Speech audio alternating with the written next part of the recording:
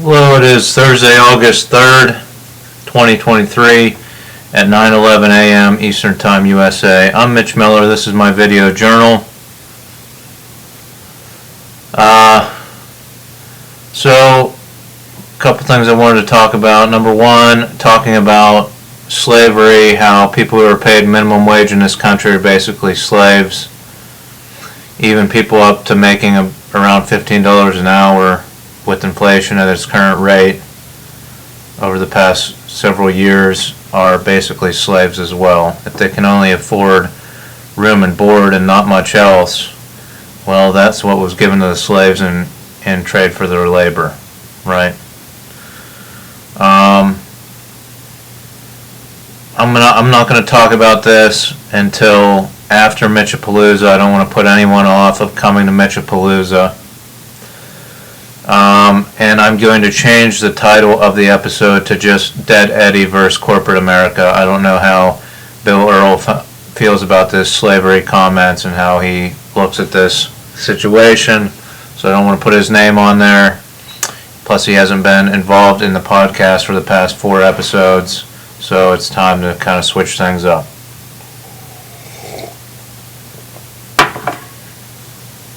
Alright, what I wanted to talk about is how analog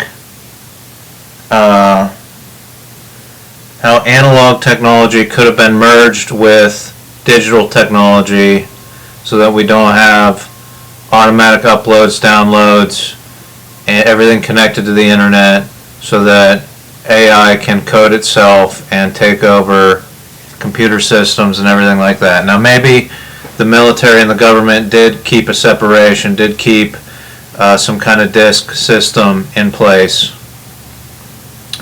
or maybe it still exists from way back in the day. They talk a lot about keeping the nuclear launch programs, nuclear weapon launch programs, with human oversight.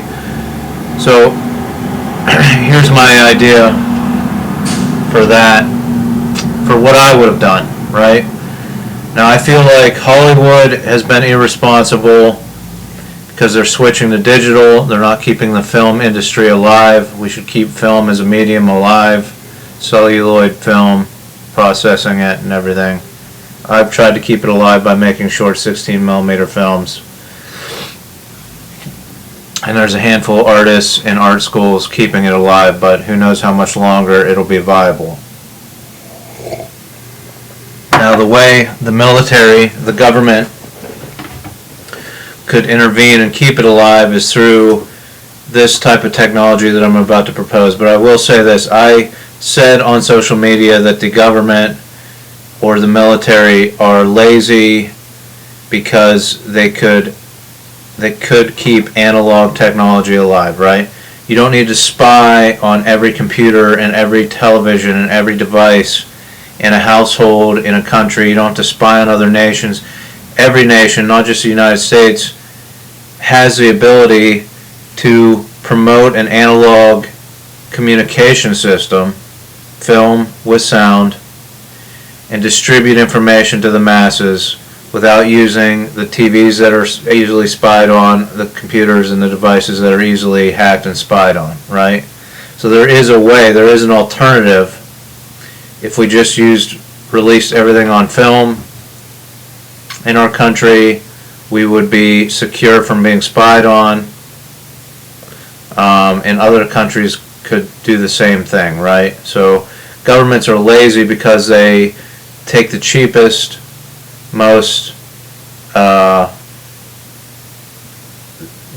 easiest way to put out emergency things and to put out information, right? And they partner with private corporations who have a bottom line. They have a responsibility to investors, so they do things the cheapest possible way instead of the most intelligent way, instead of the most secure way, right? So here's what I would have done if I would have, let's say, had a military career. After 4 years in college, I would have not taken my wife's advice. I was going to reapply for the military helicopter pilot program. My wife, her statement was, "What do you think my parents would think about that?" We were engaged. I took her advice. I didn't reapply to go into the military at age 23 when I got out of college. I would have been accepted. I had proven that I had changed my ways. I could have taken a military job. So if my career would have been in the military, I would have adopted, I would have pushed for this technology. Maybe I would have been a 1-star, 2-star general by now, by age 40. And I could have pushed for this type of technology. Or, let's say at age 25, when I could no longer qualify for military service, the FBI, some federal agency, recruited me. And for all I know, it was put on a list of possible recruitment. And that might be the very reason why I was singled out by supercomputers and artificial intelligence, driven to have a nervous breakdown, subsequently incarcerated in solitary confinement, charged with a felony, and diagnosed with a mental illness, which I think are moot. I can talk to you about why those situations are moot, because I was denied due process of the law. Anyhow, say I was recruited into the FBI and I made my way up through the ranks, and I would have pushed for this technology. So the technology is an interface. So say you have servers, say you have storage in, supercomputing style storage, vast networks of storage in hardened facilities around the country, on military bases, here, there, and they use an encrypted communication on the internet to transfer information around to different servers, different memory banks, so on and so forth. The key to this, which I'm sure that is already in place, the key to this is an interface whereby users because film is the original HD, so you can pack tons of imagery shrunken way down onto a strip of film. So the interface is the size of a office style printer, one of those big, 4 foot, 3.5 feet high by 2.5 by 2.5 cubes printer. The user, this printer style device can expose film cells on a 10-foot strip of film. Maybe 35 millimeter, maybe 16, probably 35 because it's a wider format. This interface exposes hundreds of thousands, millions of lines of binary code onto that 10-foot strip of film. That binary code activates packets of information in different facilities, in different places, and it brings it all in using the encryption through the internet, right? So the film strip accesses information that's stored in different places, because that's a secure way to store different parts of information. The interface, the printer size interface, once you've used the module, it prints out and exposes and it exposes and it develops a 10-foot strip of film that you can roll up and stick in a little package in your pocket. It also, you feed the strip in and it scans it and it reads the binary code. It could also possibly have an option to incinerate this film strip when you're done using it, right? All in this device. It exposes the film, it develops the film, you feed it in and it reads the film, all the binary code on that, and it accesses different hard drives and servers throughout the encrypted internet system of the government or the military. So say you went to a hardened facility that has servers and hard drives that aren't connected to the internet. This interface can access that information. So you get, say you were working on a investigation on an interface that was connected to the internet, and you needed more archived information from an government archival system. That printer module will print out the binary code you need to access the information you need at the storage facility. You take that strip, manually, human interface, to that hardened facility with the storage hard drives. You feed it into the module at that location. It accesses the hard drives, brings up everything you need onto your computer monitor. You can surf through it, you can access it.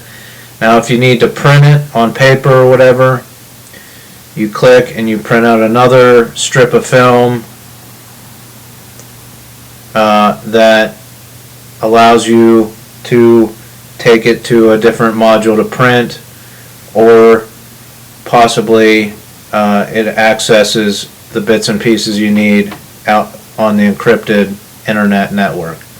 The key to this is that you use film as a type of disk, as a type of reference point, and it gives the computers, the computers need the human interaction. They need the human to actually feed the film strip into the computer system, and they need the human to actually transport the film strip to the different locations, to print it, to access it, to things like that, right? So if you needed to take information out of that storage facility that's not connected to the internet, you could put it on a USB drive, so on and so forth, and that could work in conjunction with another film strip that would allow you to print it.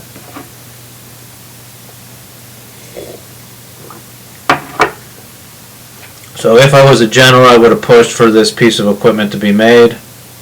If I was in the federal government agency or department, I would have pushed for this key, crucial connection where the computers need a human to manually feed a film strip, or at least start the beginning of the film and then it sucks it in. But they need that link to humans, right? They need that interaction.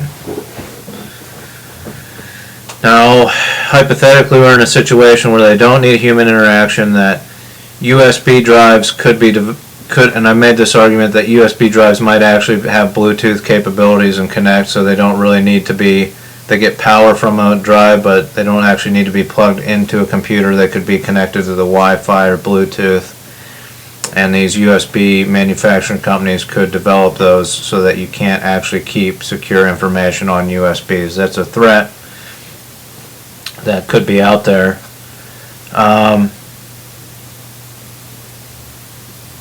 So the potential that we face here is that every computer system is connected to the internet.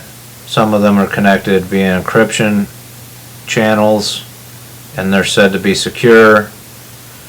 But we don't really need a human interface very soon or right now. And as I've pointed out in the past, we have hypothetical altimeters that are connected to a wireless network of satellites that the experts are going to say they're very secure, they're unhackable.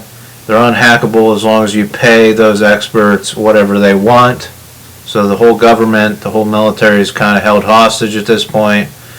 And again, if you would have hired people like me into the system, instead of saying they're potheads that are paranoid, yeah, we're a little bit on the paranoid spectrum because we think about surveillance technology, we think about leaving loopholes and ways out of the system if we rush headlong into a wireless, instant upload, instant download, AI can program itself type future, right? We leave ways out and back doors as human programmers working with technology, right?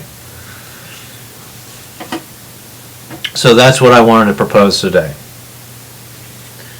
A large module, a large, semi-large piece of equipment, a appliance-sized piece of equipment that can keep the film industry alive, the chemicals needed to process it, you add chemicals to it when needed, that can expose, process, develop film. Processing is also called developing film.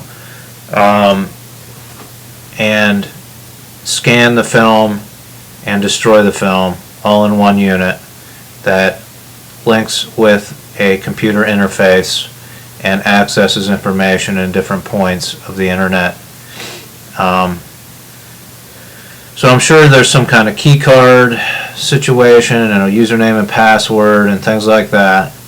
But again, we're at the brink where these computers can override that type of stuff, and it would be good if we had a contact with a physical material and analog component.